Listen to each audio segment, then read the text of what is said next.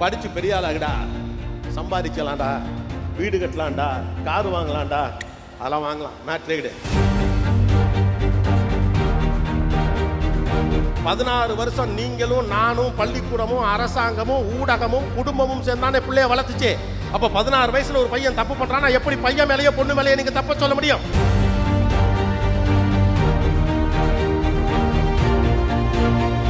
அவனை ரிசோர்ஸை மாற்ற வேண்டிய பொறுப்பு உங்களுக்கு இருக்கு, எனக்கு இருக்கு, சமூகத்துக்கு, பள்ளிக்கூடத்திற்கு, கவர்மெண்ட்டுக்கு இருக்கு. Society is that everybody is responsible to raise a kid in a proper way. Don't abandon the kids. எங்க அப்பா எனக்கு சின்ன விஷயம் சொல்லிட்டே இருப்பார். எனக்கு லெட்டர்லாம் ஒன்று ஹாஸ்டலில் படிக்கிறப்ப எல்லா லெட்டர்லையும் மேலே எழுதுவார், மாபெரும் சமைதனில் நீ நடந்தால் உனக்கு மாலைகள் விழ வேண்டும். எல்லா லெட்டர்லையும் மேலே இருக்கும்.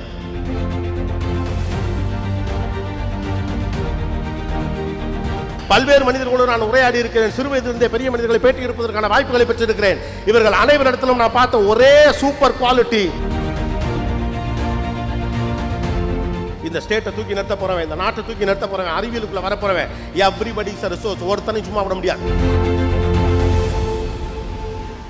வீடு எதை பற்றி பேசுகிறோம் அதை பற்றி பிள்ளை சிந்திக்கும் இல்லையா? சமூக வெளியில் இருக்கக்கூடிய நெருக்கடிகளிலிருந்து பிள்ளைகள் வெளியேறி சரியான மனிதராக தேர்வு செய்யப்பட வேண்டும் என்று வீடுகள் அவர்களை வழிநடத்துவதற்கு தயாராக இருக்க வேண்டும். பிள்ளையின் படிப்பை தாண்டி பிள்ளையோடு பேசுவதற்கும் உரையாடுவதற்கும் தயாராக இருங்கள். பிள்ளைகள் பேசுவதில்லை என்று ஒட்டுமொத்தமாக குற்றம் வைக்காதீர்கள். பிள்ளைகளின் வயது அவ்வளவுதான். அவனாக இனிஷியேட் பண்ணி பேசக்கூடிய காலகட்டமெல்லாம் முடிஞ்சிருச்சு. அவனுக்கு நண்பர்கள் வட்டத்தோடு பேசுவதற்கான சூழல் இருக்குது. இன்னும் சொல்ல போனால் ஃப்ரெண்ட்ஸுகள்கிட்ட இப்போ பெருசாலும் அவங்க பேசுறது கிடையாது. சோஷியல் மீடியாவில் யாருக்கிட்டே பேசிட்டு இருக்காங்க, யாருக்கிட்டே சண்டை போட்டுக்கிட்டு இருக்காங்க, யாரையோ திட்டாங்க, அவன் இவனை திட்டான், திட்டவன் யாருன்னு இவனுக்கு தெரியாது, திரும்ப திட்டினா அவனுக்கு தெரியாது, அவனும் திட்டிட்டு போகிறான், இவனும் திட்டிட்டு போகிறான், மாற்றி மாற்றி பேசிக்கிறாங்க. அப்போ உரையாட மனுஷன் இல்லை. நீங்கள் கூகுளை விட எக்ஸைட்டடான ஒரு பேரண்ட்டாக இன்றைக்கி இருக்க வேண்டியிருக்கு. டீச்சர்ஸ்க்கு அந்த பிரச்சனை இருக்குது. ஒரு காலகட்டத்திலே ஆசிரியர் வழியாகத்தான் இந்த விஷயங்கள் எல்லாம் தெரியும் என்று இருந்த நிலைமை மாறி அத்தனை வாட்ஸ்அப்பில் வந்து போகிற காலத்தில் நாளைக்கு காலையில் இந்த சப்ஜெக்ட் எடுக்க போகிறோன்னு வாத்தியார் சொன்னால் மோரால் நைட்டே சாட் ஜிபிட்டையும் கூகுள்கிட்டையும் ஏஐட்டையும் போய் எல்லா விவரத்தையும் கேட்டுட்டு மறுநாள் காலையில் கணக்கு வாத்தியாரை மடக்கலாம். அதுக்கு பேர் ஹீரோயிசம் நம்ம நம்புகிறான். அதை நீங்கள் குத்தம்னு சொல்ல முடியாது. எல்லோரும் தன்னை முன்வைக்கத்தான் பார்க்கிறார்கள். நீ மாணவனுக்கு சப்போர்ட் பண்ணுற மறுபடியும் நினைக்காதீங்க. நோ, அது அந்த ஏஜ் அப்படித்தான். தன்னை முன்னிலைப்படுத்திக் கொள்ள நினைக்கக்கூடிய வயது அது. ஏதோ ஒரு வகையில் தன்னை முன்னிலைப்படுத்த வேண்டும் என்று நினைக்கிறான். தன்னை நிராகரிக்கிற மனிதர்களுக்கு எதிராக ஏதோ ஒன்று செய்தோம். நீங்க புரிய வச்சுட்டா போதும். ஆற்றல், திறன், ஆற்றலை ஒருமுகப்படுத்தல் ஒன்று இருக்கு. It's an energy. அந்த வயசு காத்தாறு போல பாய்கிற ஒரு எனர்ஜி. அது பயங்கரமான வேகம், ரத்த துடிப்பு இருக்கக்கூடியது. அவனை நீங்க சரியான முறையில் அங்கீகரிக்கலைன்னா, சரியான வழிக்கு அந்த திறனை நீங்க ஒருமுகப்படுத்தாம போனா அவன் வேற ஒன்று தான் செய்ய பார்ப்பான். ஏதோ ஒரு வகையில் நான் அட்ராக்ட் பண்ணணும், அவ்வளவுதானே. மாடியிலேருந்து குதிப்பேன், பஸ் படிக்கட்டில் தொங்குவேன், ஒருத்தனை வம்புழுப்பேன், வாடா போட்டு பார்ப்போம் அப்படின்னு சொல்ல முடியும் என்னால். என் வயசுக்கு என்னால் என்னை முன்னிலைப்படுத்த என்ன வாய்ப்பு இருக்கிறதோ அதை செய்யத்தான் நான் எத்தனிப்பேன். அதுதான் அந்த வயதின் எண்ணம், அதுதான் அந்த வயதின் குணம். நீங்களும் அப்படித்தான், நானும் அப்படித்தான். அந்த திறனை ஒருங்கிணைச்சு உண்மையிலே எது ஹீரோயிசம் பிள்ளைகளுக்கு சொல்லி கொடுத்தா போதும். படிச்சு பெரிய ஆளாகடா, சம்பாதிக்கலாம்டா, வீடு கட்டலாம்டா, கார் வாங்கலாம்டா, அதெல்லாம் வாங்கலாம், மேட்ரே கிடையாது. படிச்சு பெரிய ஆளாகடா. படிக்காதவன் 1000 பேரை படிக்க வைக்கலாம்னு பிள்ளைக்கு சொல்லுங்க. What is the purpose of education? நம்ம ப்ராப்பராக கம்யூனிகேட் பண்ணுங்க. அதிகாரத்துக்கு வா, 4 பேரை உருவாக்கு. நீ படித்தா 4 பேர் படிப்பான், உன்னை பார்த்து 4 பேர் ஜெயிப்பான், 4 பேர் 400 பேர் ஜெயிக்க வைப்பான், 400 பேர் 4000 பேர் ஜெயிக்க வைப்பான். அது 4 லட்சம் ஆகும், 4 கோடி ஆகும். தலை நிமிர்ந்து நிற்க முடியும்னு தன்மானத்தோட வாழலாம் நம்பிக்கையை கொடுங்க. பொழைச்சு கிடக்கலான்னு சொல்லி பிள்ளைகளை பயமுறுத்தாதீங்க. பொழைச்சு கிடக்குன்னா எப்படி வேணாலும் பொழைச்சு கிடக்கலாம். even the dead fish goes against the water. Dead fish கூட செத்து போன மீன் கூட தண்ணி போகிற போக்கில் போயிடும். உயிருள்ள மீன் தான் அலைகளுக்கு எதிராக எழுந்து நிற்கும். நீ உயிருள்ள மீன், கல்வி என்ற ஆயுதத்தை கையில் நீ வைத்துக் கொண்டு இருக்கிற போது ஆட்டோமேட்டிக்காக நீ அடுத்த கட்டத்துக்கு போக முடியும். அந்த திறனை ஒருமுகப்படுத்துங்க. அவருக்கு அதுதான் பிரச்சனை. இப்போ இங்கே ப்ராப்ளம் என்னன்னா, தன்னை முன்னிலைப்படுத்த ஒருவன் முனைகிறான். ஏன்னா உலகம் அப்படித்தானே இருக்கு. ஏதோ ஒரு வகையில் தன்னை முன்னிலைப்படுத்துவதற்கான வாய்ப்பு முன்னை விட கூடுதலாக இப்போது கிடைத்திருக்கிறது. முன்னாலெல்லாம் ஒரு 50 பசங்க 20 பசங்க இருப்பாங்க. அதில் ஒருத்தர் நல்லா பாடுவான், எவனோ ஒருத்தர் நல்லா ஆடுவான், ஒருத்தர் கவிதை எழுதுவான், ஒருத்தர் நல்லா பேசுவான், மற்றவெல்லாம் அவனை ஒத்துக்குவான். இன்றைக்கெல்லாம் அப்பெல்லாம் ஒத்துக்க முடியாது. நானும் முன்ன வருவேன், அதுதான் நல்ல முயற்சியும் கூட. அப்போ என்னை முன்னிலைப்படுத்துவதற்கு அவ்வளோ சோஷியல் மீடியா எனக்கு வந்துருச்சு. ஏதோ ஒரு வகையில் நான் என்னை முன்னிலைப்படுத்திக்கணும்னு நினைக்கிறான். நீங்கள் அங்கீகரிக்கலைனா நான் வேற மாதிரி என்னை அங்கீகரிக்க வைக்க பார்ப்பேன். நீ என்னை ஒத்துக்கலையில உனக்கு எதிராக இப்போ that's a rebellious state of மைண்டுன்னு சொல்லுவான். அது ஒரு குழப்பமான மனசு தான். முதல்ல அதுக்காக தான் சொல்கிறேன், பிள்ளைங்களை ஏற்றுக்கங்க. 17 வயசில் பிள்ளை அப்படி தான் இருக்கும். 16 வயசு அதுக்காண்டி அவன் வழி நடத்த வேண்டாமா? வழி நடத்துவோம். முதல்ல ஏற்றுக்கிட்டா தான் அவனுக்கு என்ன நல்லது செய்யலாம்னு நினைப்போம். குற்றவாளின்னு முடிவு பண்ணிட்டா கடைசி வரைக்கும் அவனை திருத்தத்தான் பார்ப்போம். நல்லவன் ஏற்றுக்கிட்டா தான் அவனை உயர்த்த பார்ப்போம், பிள்ளைகளை உயர்த்த பார்ப்போம். இதுகள் குற்றவாளிகள் அவனு கிடையாது. ஒரு பிள்ளை திடீர்னு 17 வயசு நேரடியாக பிறந்து தப்பு பண்ணால் பிள்ளையை குறை சொல்லலாம். புதக்கடீர் 16 வயசுல பூமிக்கு நேராக வந்து விழுந்து தப்பு பண்ணால் பிள்ளையை குறை சொல்லலாம். 16 வருஷம் நீங்களும் நானும் பள்ளிக்கூடமும் அரசாங்கமும் ஊடகமும் குடும்பமும் சேர்ந்தானே பிள்ளைய வளர்த்துச்சு. அப்போ 16 வயசுல ஒரு பையன் தப்பு பண்றானா எப்படி பையன் மேலேயோ பொண்ணு மேலேயோ நீங்க தப்ப சொல்ல முடியும்? We have all the people have the responsibility. ஒரு பிள்ளை இந்த சமூகத்தினுடைய victim, இந்த சமூகத்தினுடைய பிரதிநிதி. இந்த சமூகத்துடைய பிரதிநிதியாக இருக்கக்கூடிய ஒரு பிள்ளையை வளர்த்திருக்க வேண்டிய பொறுப்பு என்பது பெற்றோர்களுக்கு, பள்ளிக்கூடங்களுக்கு, ஆசிரியர்களுக்கு, அரசாங்கத்திற்கு, கல்வித்துறைக்கு, ஊடகத்திற்கு, ஒவ்வொரு தனி மனிதனும் இருக்கு. நீயே வரணும், நீயே சரியா இருக்கணும், நீயே கரெக்டா இருக்கணும். எப்படி கரெக்டா இருக்க முடியும்? என்னை சுத்தி 1008 டிஸ்ட்ராக்ஷன் இருக்கு.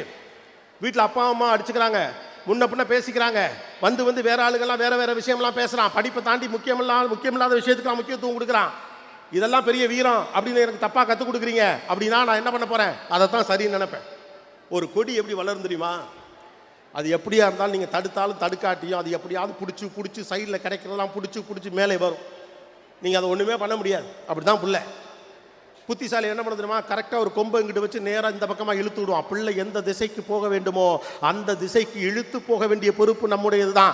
மாறா நீயா ஒரு கொம்பை பிடிச்சி மேலே வாடா, வராதவெல்லாம் திறமசாலி இல்லைன்னு சொல்லாதீங்க. கடைசி பெஞ்சில் உட்கார்ந்தவங்களுக்கு பொறுக்கி பையன், கடைசி பெஞ்சில் உட்காரவனுக்கெல்லாம் புத்திசாலித்தனம் கிடையாது, படிக்காதவனுக்கெல்லாம் பெரிய திறமை கிடையாது, அப்படிலாம் ஒன்று கிடையவே கிடையாது. யாருக்குள் என்ன ஒளிந்திருக்கிறது என்பதை கண்டுபிடிப்பது தான் நம்முடைய வேலை. Everybody have something in themselves. உங்களுக்கு மட்டுமே தெரிந்த ஒன்று அவனிடம் இல்லை என்றால் அவன் புத்திசாலி இல்லை நீங்கள் நினைக்கக்கூடாது. உங்களுக்கு தெரிந்த ஒன்று உங்கள் பிள்ளைக்கு தெரியாமல் இருக்கிற பட்சத்தில் அவனுக்கு அது தெரியவில்லை என்பதற்காக அவருக்கு அறிவில்லை என்று அர்த்தமாக. அவன் விளையாட்டு வீரனாக இருக்கலாம், கவிதை வரலாம், கணக்கு வரலாம், வேற ஒரு டெக்னாலஜி சம்பந்தப்பட்ட புத்திசாலித்தனம் அவர்களிடம் இருக்கலாம். அதை கண்டறிவதற்கான வாய்ப்பு இருக்கலாம். வரும்போது கலெக்டர் எங்கிட்ட ஒரு பேம்ப்ளெட் இந்த புக்கு கொடுத்தார். அந்த புத்தகத்தில் பிள்ளைகளுடைய திறன் மேம்பாடு குறித்த வாய்ப்புகள் இதெல்லாம் இங்கே தான் நிறைய நடக்குது. ஆக்சுவலாக நம்ம தான் பெருசாக கவனிக்காமல் இருக்கோம். படிப்பு வராத பிள்ளையை என்ன பண்ணலாம் அப்படின்னா கைவிட்டலாமா? படிப்பை தாண்டி அவனுக்கு என்ன வருகிறது என்று யோசிக்க வேண்டிய பொறுப்பு நமக்கு இருக்கிறது. படிப்பை உனக்கு படிப்பு இல்லை, நீ மக்கு அப்படின்னு முடிச்சுட்டு அவன்கிட்ட என்ன டேலண்ட் இருக்கோ அதில் வளர்த்து விட்டா வளர்ந்துட்டு போறான், முடிஞ்சு போச்சு. அப்படித்தானே? படிப்புங்கிறது புத்தகத்தில் மட்டும் இல்லை, புத்தகத்தை தாண்டி பல்வேறு விதமான படிப்பு இருக்குது. இங்கே ரொம்ப பெரிய சிக்கல் தெரியுமா? நம்மகிட்ட தியாகம் இருக்குது, அக்கறை இருக்குது, பணம் சொல்லணுங்கிற எண்ணம் இருக்குது, பிள்ளைகளை எப்படியாவது ஆளாக்கணுங்கிற கவனம் இருக்குது. ஆனால் பிள்ளைகளை எப்படி வழி நடத்தணுங்கிறதுல பெரிய குழப்பம் இருக்குது. உலகத்திலேயே அதிக மக்கள் தொகை வைத்திருக்கக்கூடிய ஒரு தேசத்தின் பெரும் பிரச்சனை என்ன தெரியுமா? பிள்ளைகளை எப்படி வழி நடத்துறது அப்படிங்கிறது தான். இந்த திறமை என்பது இரு பக்கமும் கூர்மையான ஒரு ஆயுதம். சரியாக பயன்படுத்தவில்லை என்றால் இது வேறு பக்கத்திலே திரும்பும். நீங்கள் உங்கள் பிள்ளைகளுக்காக என்ன விட்டு செல்ல போகிறீர்கள் என்பதில் கவனமாக இருங்கள். உங்கள் பிள்ளைகளுக்கு வீடுகள் வழியாக என்ன சொல்லித் தருகிறீர்கள் என்பதில் கவனமாக இருங்கள். ஒரு புள்ள 3 பக்கத்தில் வெல் கனெக்டடாக இருக்கணும். இந்த பக்கம் புள்ள இருக்கானா, இந்த பக்கம் பேரண்ட், இந்த பக்கம் பள்ளிக்கூடம், இந்த 3ஓட கனெக்ஷன் இருக்கணும். அதான் உங்கள்கிட்ட விட்டுட்டு டீச்சர்னு சொல்லிட்டு ஒதுங்கிற காலம்லாம் முடிஞ்சு போச்சு. ரைட்டு தானே? பள்ளிக்கூடத்துக்கு பிள்ளை அனுப்புகிறோம், பார்த்துக்க வேண்டிய பொறுப்பு பள்ளிக்கூடத்தில் மொத்த கதையில் முடிச்சுட்டு போகலாம் முடியாது. வீடு தானே சரி பண்ணணும், ஆசிரியர்கள் சும்மாலாம் இருந்துட முடியாது. Everybody is a resource. நீங்கள் உங்கள் பிள்ளைய சுப்பிரமணி, சண்முகம் ஏதோ ஒரு பேரை வச்சுக்கோங்க.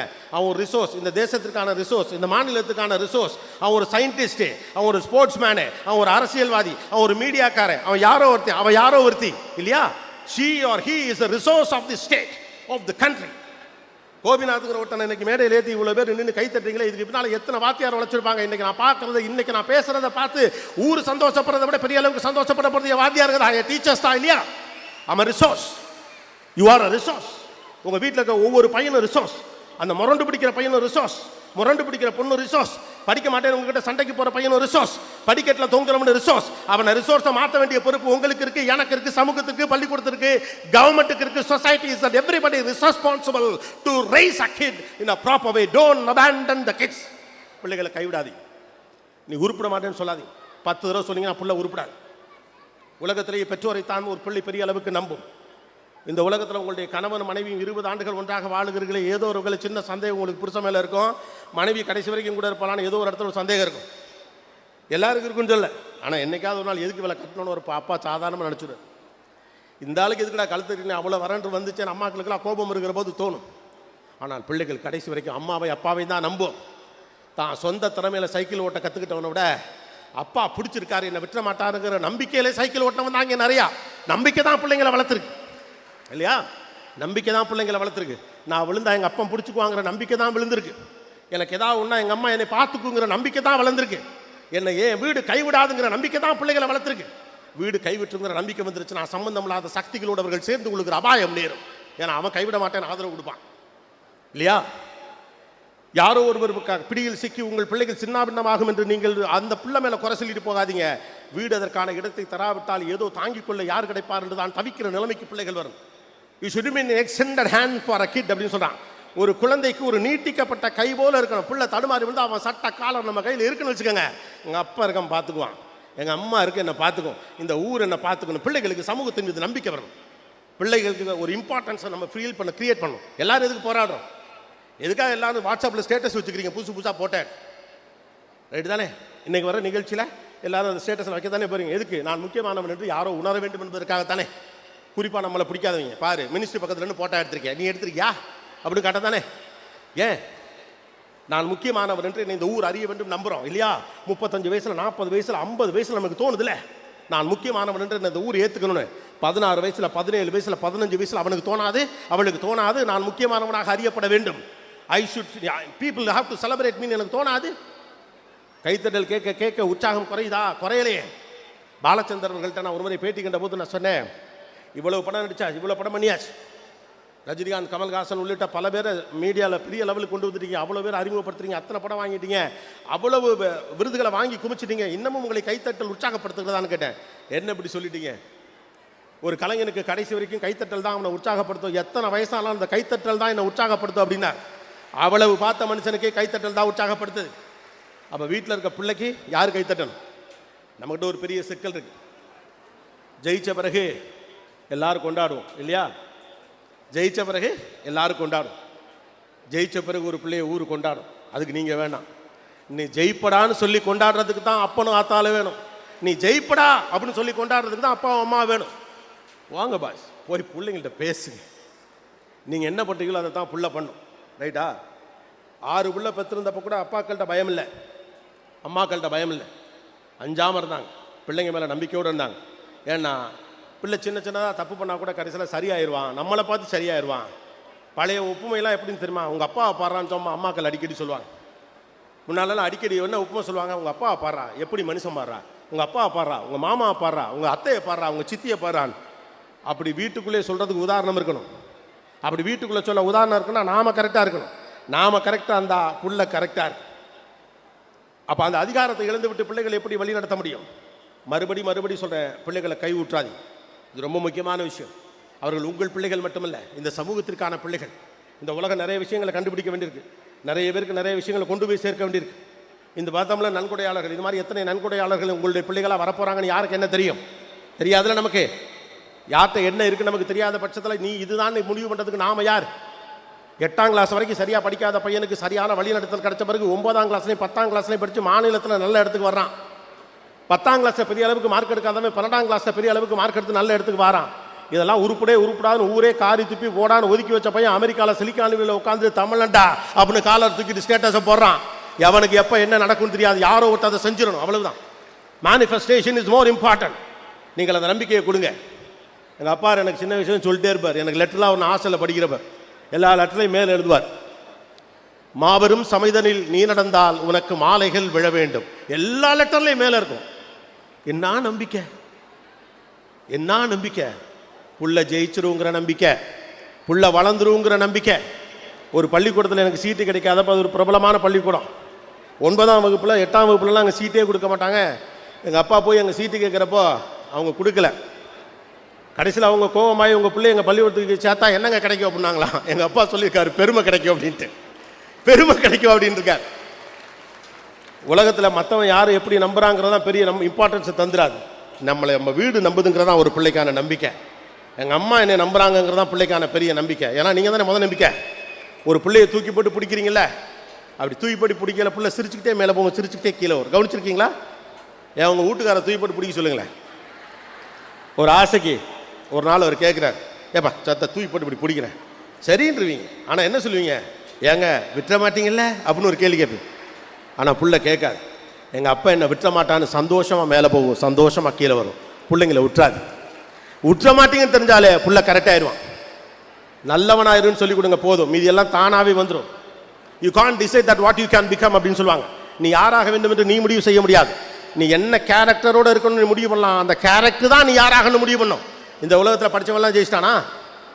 இந்த உலகத்தில் காசு வச்சிருக்கவங்களாம் ஜெயிச்சிட்டானா? அம்பு ஆயுதம் பலத்தோடு இருக்கவங்களாம் ஜெயிச்சிட்டானா? எவன்கிட்ட கேரக்டர் இருந்துச்சோ அவன் தான் ஜெயிச்சான்.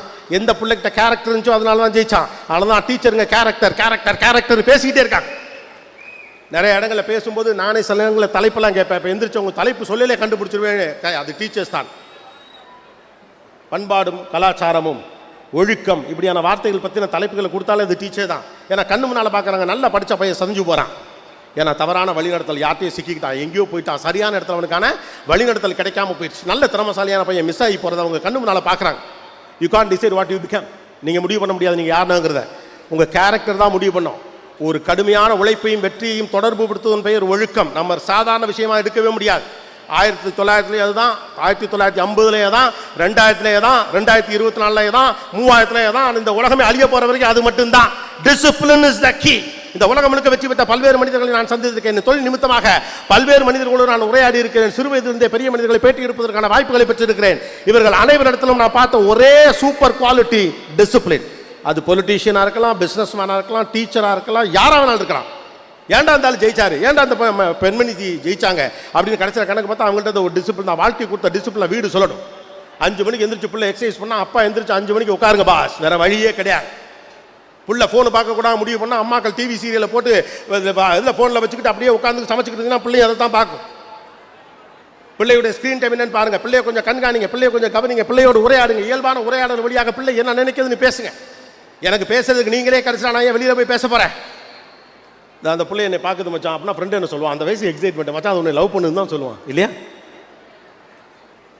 எனக்கு ஒரு குறிப்பிட்ட வயசாகிறது, வீட்டுகளுக்குள்ள எல்லாவற்றையும் பேசுவதற்கான வெளி எனக்கு கிடைக்காத பட்சத்தில் வெளியில தான் போக முடியும். பிள்ளைகளை பத்திரமா பக்கத்தில் வச்சுக்கோங்க, இறுக்கி பிடிச்சுங்கன்னு சொல்லாத, விட்டுருங்க. ஆனால் தூரம் இருந்து கண்காணி, கவனிங்க.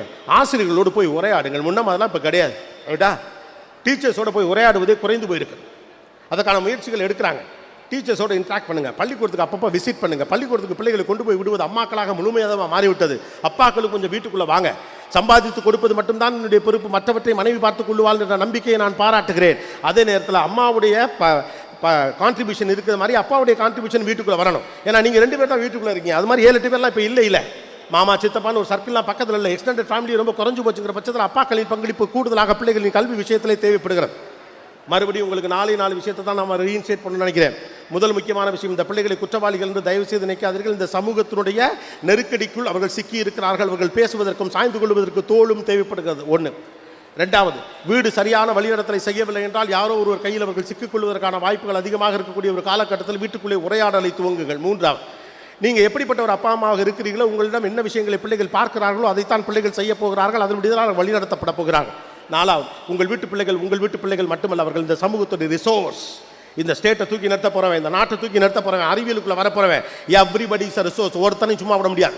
ஒரு பொண்ணையும் நோ அப்படி போ அப்படின்னு விட்டலாம் முடியாது. எல்லாரும் is a resource, everybody is a resource. எல்லாரும் இந்த சமூகத்துடைய ஆளுமையும் சக்தியும்.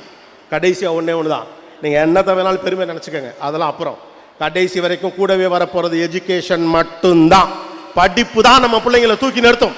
படிப்பு தான் அமைதியான சமூகத்தை உருவாக்கும். படிப்பு தான் வெற்றிகரமான சமூகத்தை உருவாக்கும். சந்தன காற்று நம் ஜன்னலில் வீசட்டும், சரித்திரம் நாளை நம் சாதனை பேசட்டும். நன்றி, வணக்கம், தேங்க்யூ.